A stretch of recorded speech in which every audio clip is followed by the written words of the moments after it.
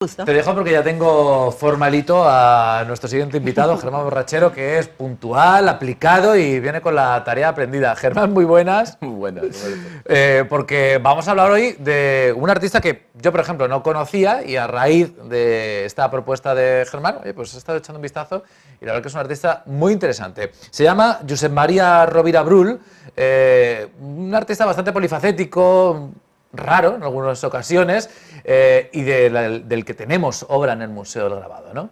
Efectivamente. Tenemos obra en dos fases distintas que vamos a ver, ¿no? Como tú bien dices, Josep Maria Rovira Brull era muy polifacético porque sobre todo practicaba un estilo, lo más conocido suyo, que era un surrealismo lleno de humor, lleno de ingenio, muy optimista, muchas veces, ¿no? Y él manejó de todo, ¿no? Él, por ejemplo, después de su formación, como todos los artistas en Bellas Artes y tal, en el año 55 al 57 crea un grupo que se llama Silex, no los Silex, que son los que cantaban. Pero a lo mejor cantaban también. Bueno, puede ser, no lo sé, pero el grupo Silex, ¿no? Que evidentemente son años que se van formando muchos grupos artísticos, ¿no? En el 57 conoceremos El Paso y ya en Cataluña antes se había formado el grupo Tabarset, ¿no? Con Tapia. Entonces, este grupo, el Silex, que vamos a ver ahora imagen, una de las cosas que hacen, que tenemos en el museo, es una carpeta deliciosa de silografías. Ajá.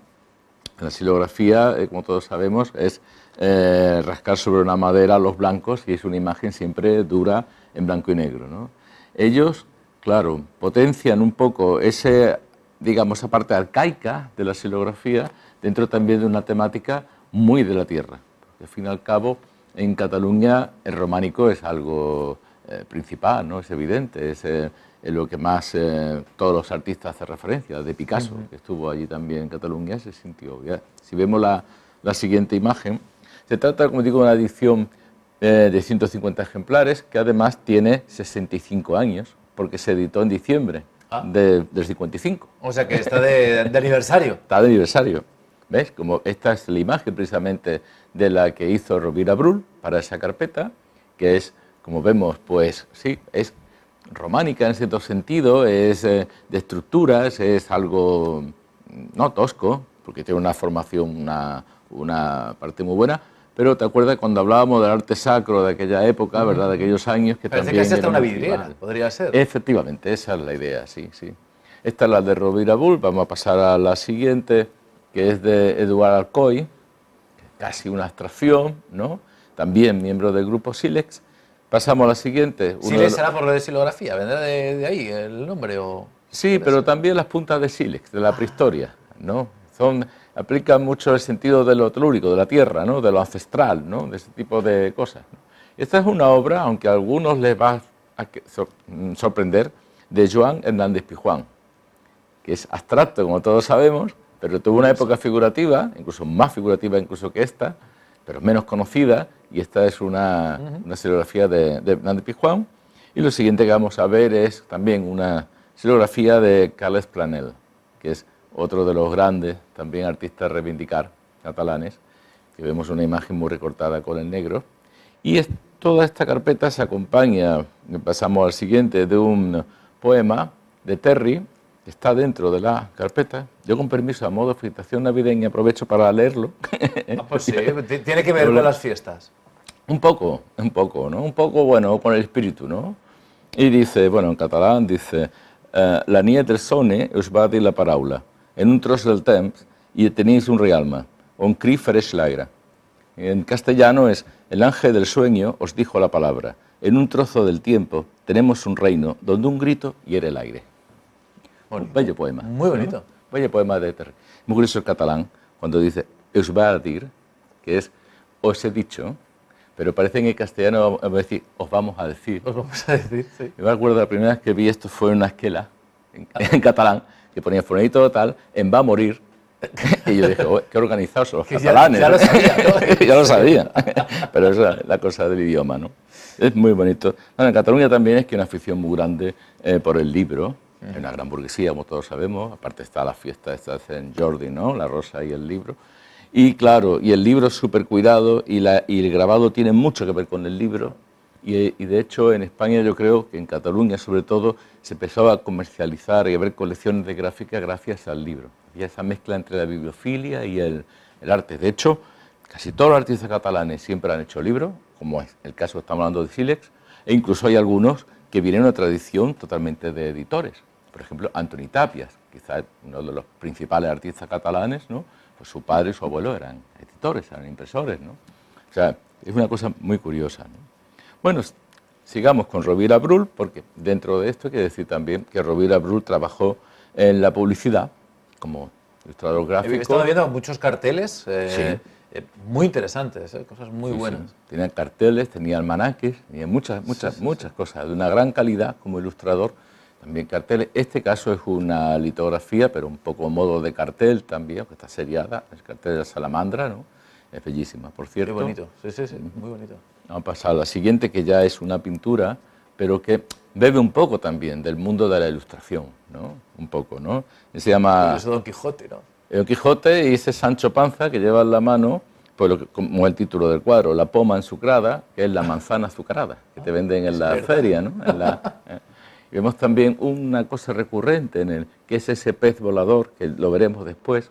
Es una especie como de fantasía, ¿no? Porque al fin y al cabo el pez volador está, digamos, es una alteración de la naturaleza, ¿no? Siempre decimos que en el aire los pájaros, ¿no? Y bajo el agua los peces, ¿no? El pez volador, aunque sea saltos, pero vuela, ¿no? Entonces, ahí hay una historia, una dicotomía que vamos a ver porque va a salir más veces, ¿no? Y siempre con mucho detalle, como ves, y la imagen es muy limpia. Es una ilustración muy bonita, muy bonita. Sí. Vamos a pasar a la siguiente, que ya es gráfica, solitografía, como este pez, que es un submarino, ¿no? Tiene un poco de artefacto. Qué chulo. ¿no? O la siguiente, que hemos visto ahora el submarino y ahora vemos el avión, ¿no? La textura de la ala, una textura llevada, también vamos a hablar de eso un poco después. Y esto es una imagen muy recurrente de él. Y luego hay otra parte que muchos conocerán, vamos a pasar a la siguiente, sobre todo si han estado en la zona de Mataró, porque este grabado tiene mucho que ver. Está la arquera, está una mujer con un arco, una reminiscencia también a lo prehistórico, ¿no? A las pinturas rupestres, pero en este caso también hace referencia, y ya pasamos a la siguiente, a una escultura que le comisionó el mismo ayuntamiento de Mataró a Rovira Brull, que es obra de él. Es una escultura, como ves, enorme, pesa 38 toneladas, ¿no? Dice aquí el peso. El primero fue el grabado. Primero no, fue la escultura. Fue la escultura y luego Después hizo el grabado. El grabado sobre la escultura. Está en Mataró, en una zona muy conocida por todo, que es Porta Laietana. De hecho, la escultura se conoce como Laia, la arquera. Yo esta imagen, la siguiente, la he sacado, son fotografías de Alex Valls, de una página dedicada exclusivamente a esta escultura, que se llama Laia la arquera. Ah, ¿sí? Tiene su propia página la escultura. Página. Es todo un símbolo, ¿no?, de Mataró. También porque, aunque Rovira Brull nació en Barcelona, y en Barcelona, digamos que se instaló pronto en Mataró y estuvo muy vinculado a la ciudad de Mataró hasta su fallecimiento. Falleció hace 20 años, con 74 años falleció, en Mataró, ¿no? Era siempre muy vinculado a esa tierra, ¿no? Vamos a pasar ya a la siguiente, porque esta es la litografía que nos trae. El Hamlet ama a Ofelia. Y es una litografía que tiene también el museo. Es una litografía, como vemos, que maneja un negro, un rojo, un celeste, un amarillo, con todo eso hace esa combinación de color, pero lo que interesa aquí es lo fantástico que es, ¿no? También dentro de la parte del surrealismo. Abajo vemos en romano la fecha, 1976, y el título está en un grafiti en el muro, ¿no? Vamos a ver de cerca ahora lo que es ese grafiti, porque aquí hay una cosa muy simpática. Aquí leemos Hamlet ama Ofelia. Ama, es verdad. Hamlet ama Ofelia. Ofelia. Tú sabes que en la estampa, cuando tú haces cualquier cosa, lo estampas, sale al revés, como un espejo, ¿no? Claro. Entonces, aquí el juego es un juego. Aquí Sí, el juego es un error. No, es un juego, porque Hamlet y Ofelia están al derecho. Es verdad. Lo que va a estar la misma piedra, el negro. Lo que ocurre es que la A y la M se lee igual al derecho al revés. En este tipo de carácter, ¿no?, mayúscula.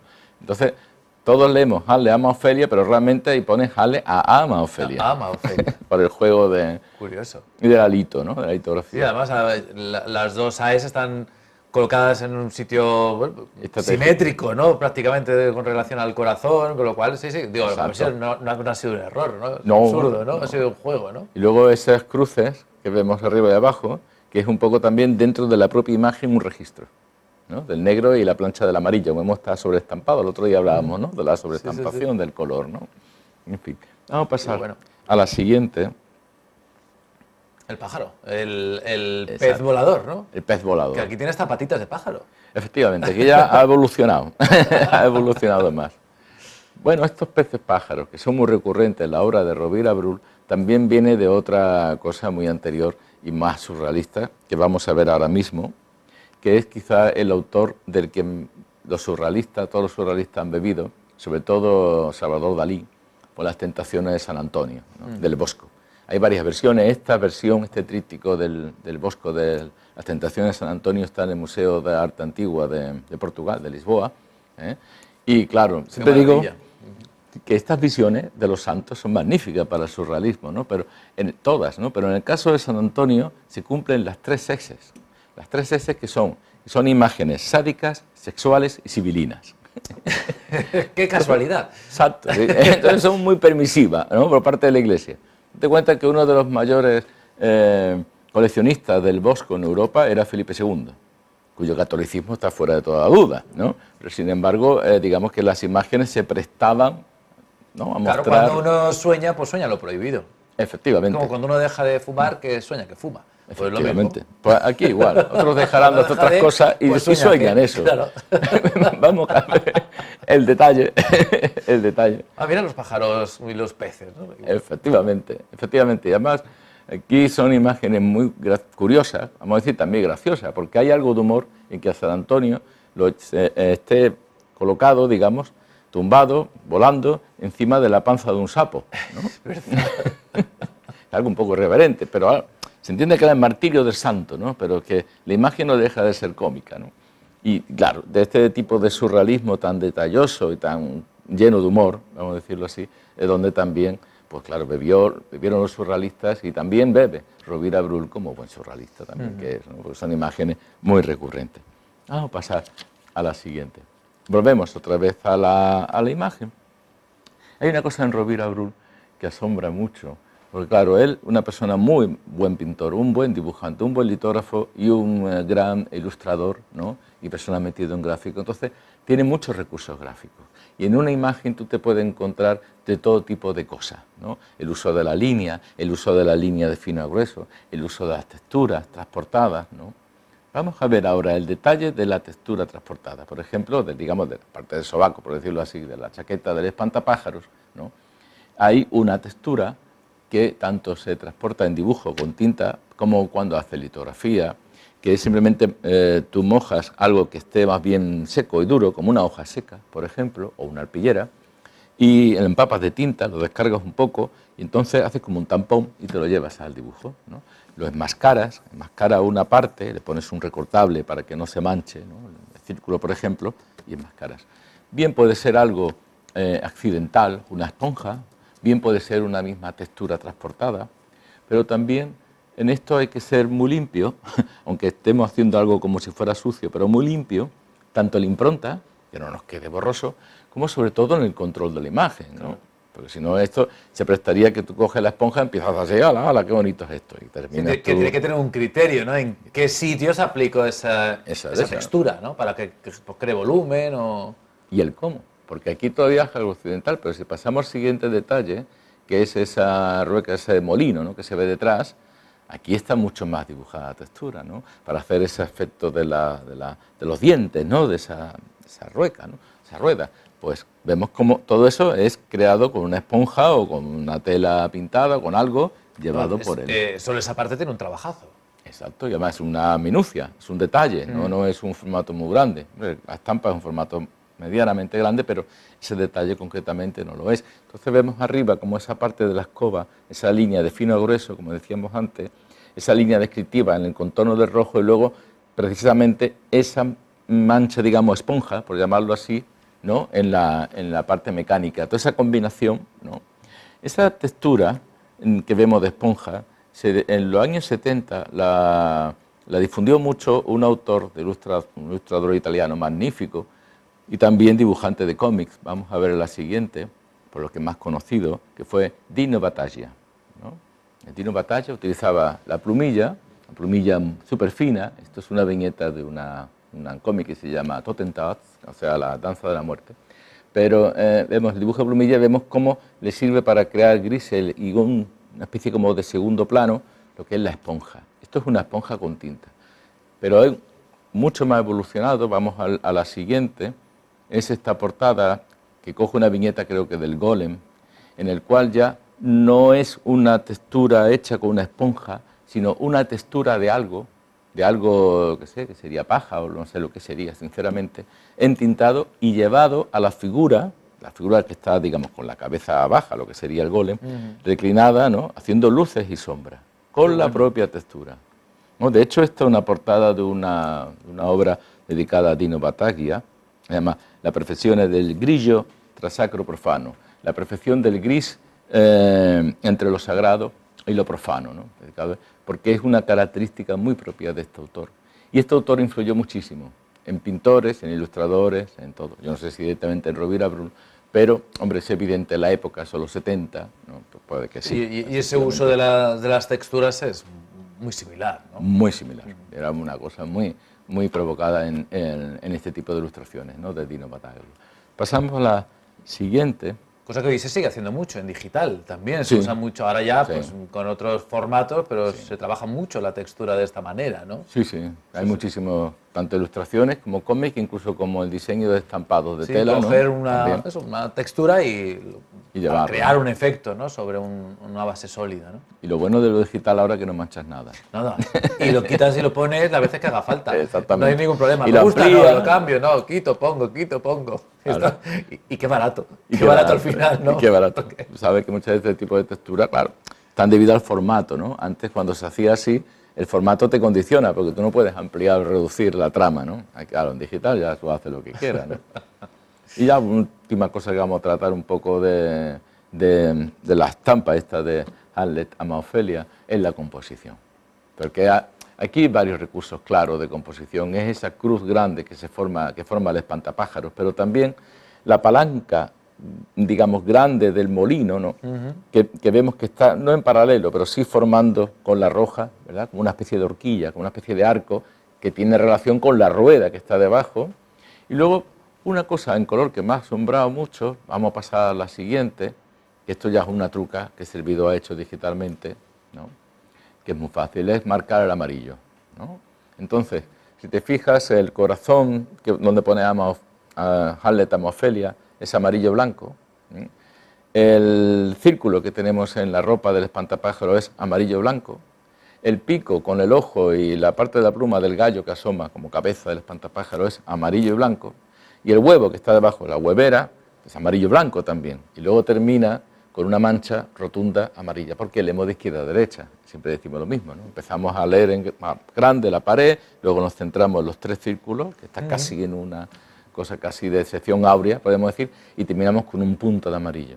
Nos perderíamos, por ejemplo, si no estuviera la escoba en amarillo, no sabríamos dónde acabar. Efectivamente, efectivamente, quedaría lectura, la cosa, ¿no?, la visión muy... Quedaría como cojo, ¿no? Quedaría raro. Nota un peso. Y luego, bueno, también el amarillo-blanco, una relación clara, es el huevo frito, ¿no? El huevo, tiene amarillo-blanco, ¿no? Y ahora pues a la siguiente, porque ahora vemos en la clave rojo, que también es lo mismo. Entonces vemos cómo precisamente el espantapájaro y la cresta del gallo, pues rojo, y ya vemos la otra parte como el banderín rojo está muy relacionado con la mancha del suelo, que casi es un reflejo del banderín, porque es casi la misma forma repetida al inverso, ¿no? Es un modo de componer, ¿no? Y ya llegamos a la estampa final, que es la que conocemos. Esta es la litografía de Rovira Brull. Pues una maravilla. ¿Está expuesta ahora mismo o...? No, ahora mismo no. Hermano, ahora mismo no está. Estará a punto de salir. En la próxima, digamos, renovación del Museo de las Salas, que va a ser dentro de muy poco, ya enero, febrero, empezamos y entonces cambiamos las salas, ¿no? Ahí sí va a estar presente de nuevo. Porque es una pieza magnífica, ¿no?, para poder verla en persona. Bueno, pues hoy hemos descubierto la figura de Josep Maria Rovira Brull, Ahora ya el resto, pues echadle un vistazo, buscad por internet que hay mucho material por si os ha resultado curioso este personaje. Germán, gracias. A vosotros. Felices fiestas, ya no nos vemos hasta el año que viene. Como siempre, gracias por continuar colaborando con nosotros, que es un placer y aprendemos un montón. El placer es mío también. Muchas gracias. Muchas gracias. Nosotros vamos a continuar, tenemos que hacer una pequeña pausa y ya en la recta final os contamos una propuesta interesante para que la apuntéis en la agenda y principalmente para los amantes del flamenco.